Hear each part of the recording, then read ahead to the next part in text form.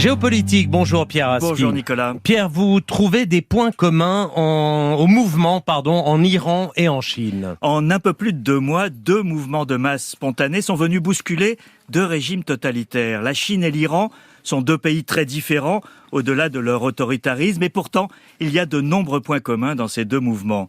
Dans les 2 cas, ce sont des événements qui auraient pu passer totalement inaperçus qui provoquent l'explosion. En Iran, la mort de Mahsa Amini entre les mains de la police des mœurs n'avait rien d'exceptionnel. La brutalité des forces de l'ordre est hélas connue et pourtant sa mort a déclenché la révolte des femmes. En Chine, de la même manière, l'incendie de l'immeuble d'Urumqi qui a déclenché la vague de protestation aurait pu rester un choc isolé, comme cet accident de bus fatal en septembre qui allait dans un centre de confinement.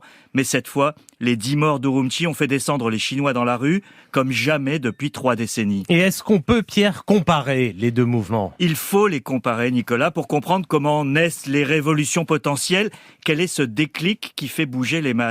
En 2011, le suicide d'un vendeur de légumes tunisien avait entraîné la chute d'une dictature parce que le contexte était explosif, parce que le régime n'était pas aussi solide qu'il y semblait. En Iran comme en Chine, tout est aussi affaire de contexte. En particulier pour la jeunesse de ces 2 pays qui, pour des raisons différentes, voit son horizon bouché. En Iran, le rigorisme moral des mollahs, doublé d'un éternel marasme économique, ont fait perdre espoir à une jeunesse qui aspire à une vie meilleure. En Chine, c'est l'exaspération face au zéro Covid qui maintient la Chine dans un univers de confinement, de frontières fermées et de tests PCR. Quant à la télévision, les stades du Qatar montrent que le reste du monde vit désormais normalement. Et c'est un ralentissement économique qui vient ruiner les espoirs de la classe moyenne. Et ce sont les jeunes, Pierre, qui sont toujours en première ligne. Les jeunes sont finalement ceux qui pensent qu'ils n'ont rien à perdre. C'est aussi la génération connectée. L'Iran comme la Chine sont en pointe de ce point de vue, malgré la censure que les jeunes ont appris à contourner. C'est cette hyperconnexion qui explique la vitesse de diffusion des informations et des codes de la révolte.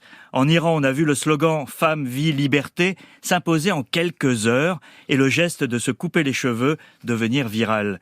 En Chine, c'est la feuille A4 blanche pour signifier la censure.